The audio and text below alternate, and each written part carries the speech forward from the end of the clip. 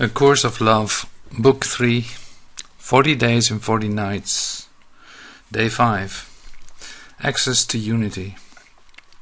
A point of access will no longer be needed once full entry is attained, just as a key is no longer needed once a door has been unlocked and passed through. Even though it will not be permanently needed, however, this point of access will remain crucial as long as you maintain rather than sustain the state of unity. This point of access will thus now be discussed, both as an initial entry point and as a continued entry point, so that it is available to you until it is no longer needed. For each of you, this access point will in truth be the same, but perhaps quite different in the action which you use in order to enter it.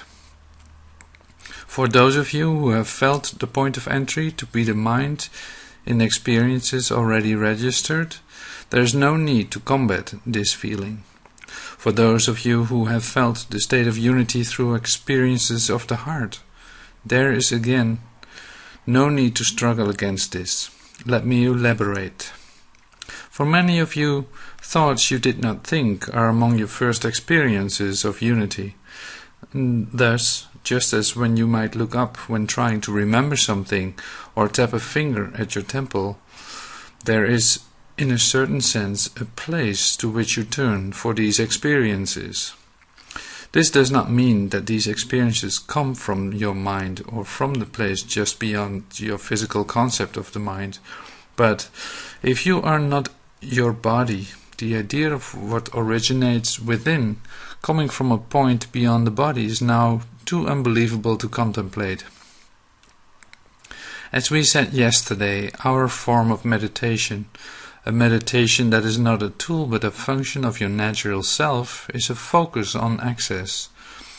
Thus we begin with what feels natural to you.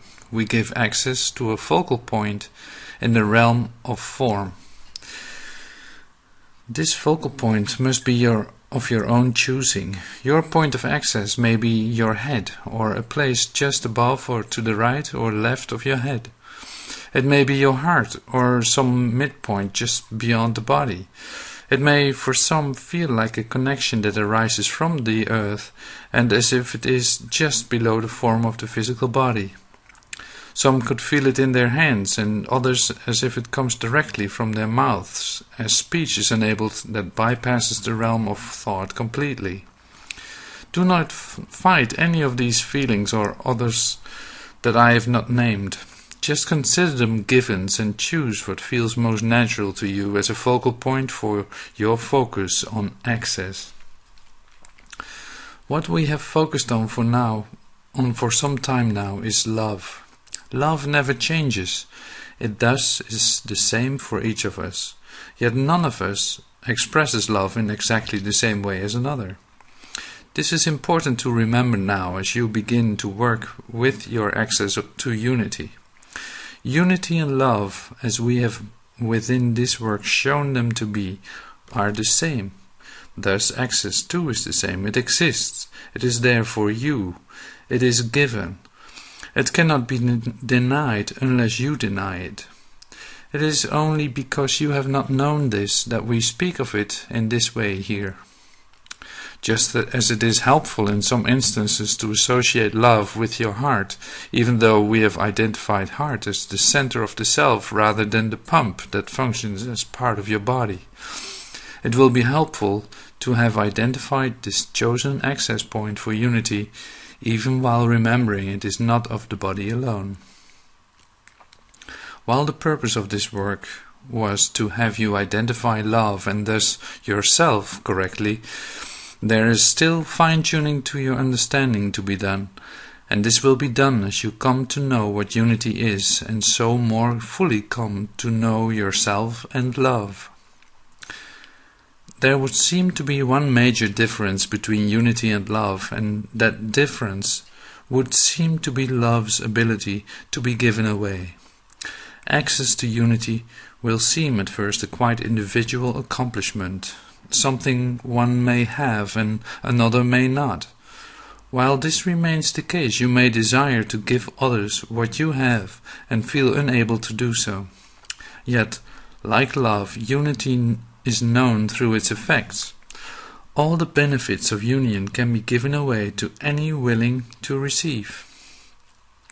While you do not consider yourself as having or needing an access point to love, and while you may treat love still as an individual attribute intimately associated with the self you are, you know love is not an attribute, and all love comes from the same source.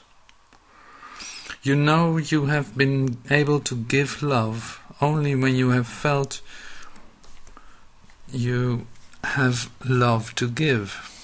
You thus have long known the truth of giving and receiving as one within your own heart. You might think of access in the same way, as enabling you to realize that you have the benefits of union to give. Like love, unity has one source and many expressions. It will be in your unique expression of union that yourself will come to wholeness, and you will be fully who you are and able to express love fully. Realize here that although you are now a part of a community seeking the same goal, the realization or making real of your accomplishment and its expression will not look the same way twice. What you each desire from union most will be what finds the greatest expression through you. A healer, for instance, might thus feel her access point as being the hands and express what is gained through unity by a laying on of hands. Similarly, you might say healing is one of the ways the healer expresses love. In truth, healing and love are the same. Who you are now, what your desires are, and where your talents have been recognized are as given as the goal you now desire to realize.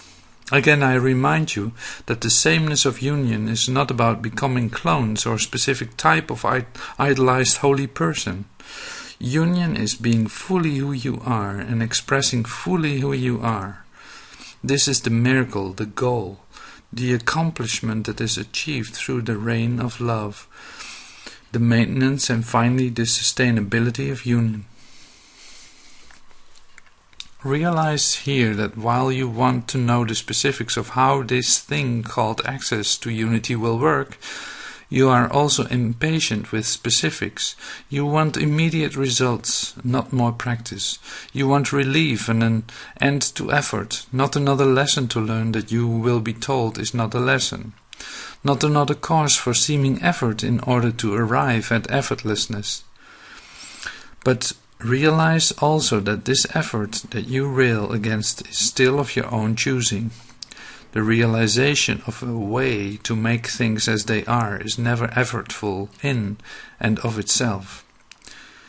As you may seem to pause here in your movement in order to understand the way in which that movement is achieved, you will almost surely once again have doubts. Doubts are never more pronounced than when specifics are being dealt with. Yet you continue to desire specifics. This is because you are still entrenched in the pattern of learning, as your earnest effort to leave effort behind implies. Remember that union cannot be learned, for if it could be, the time of learning would be perpetuated rather than ended. Remember that you are tired of learning. You are tired here after your climb. You simply want to rest and have whatever transformation is to come to you to come. If you could indeed give in to this desire fully, it would speed the transformation along quite nicely. So please listen to your weariness and to your heart's desire to rest. Listen to the call to peace and let yourself recline in the embrace of love, feeling the warm earth beneath you and the heat of the sun above you. Let languor enfold you and apply no effort to what you read here. Just accept what is given.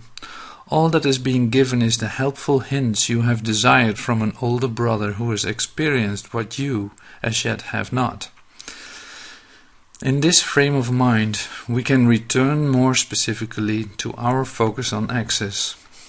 Wherever your chosen point of access lies, imagine now the needle that was discussed as passing through the union in the course chapter The Intersection. And imagine the point of intersection connecting with your chosen access point. Imagine this now not as a needle but as the wisdom you seek. Imagine this wisdom is not as being stopped by the layers of thinking and feeling that we used the union to illustrate, but as a point of entry and pass-through. What comes of unity enters you and passes through you to the world. This is the relationship you have with unity while in form, a relationship of intersection and pass-through. No longer will what enters you get stopped by layers of defenses. No longer will it meet the roadblock of your thinking, your effort, your attempts to figure out how to do it and what it all means. There is no cause for such effort. Effort is only a layer of defense, a stop-gap between what you would receive and what you would give, in which the ego once made its bid to claim ownership. Effort, as translated by the ego, was about turning everything that was given into what you could only work hard to attain, and thereby claim as your individual accomplishment. Obviously, union is not about this. While the ego is gone, effort remains, and while it remains, you will not realize full access to what you are given. We are speaking here of letting your form serve union and union serve your form. This service is effortless, for it is the way of creation. Again, this is why the effort of learning must cease. Let's return to the image of the healer that was discussed earlier. While many will heal, all attempts to teach or learn how to heal must be thwarted. For if not, the pattern of learning will remain. This is why there have always seemed to be secrets held among the great healers and spiritual guides. They have understood what they have gained access to cannot be taught. This has not meant that they were not eager to share, only the means of sharing was not one of teaching or learning. Each expression of union must remain as what it is, untaught and unlearned. Each gain from unity will only in this way be seen as the new givens come to replace learning.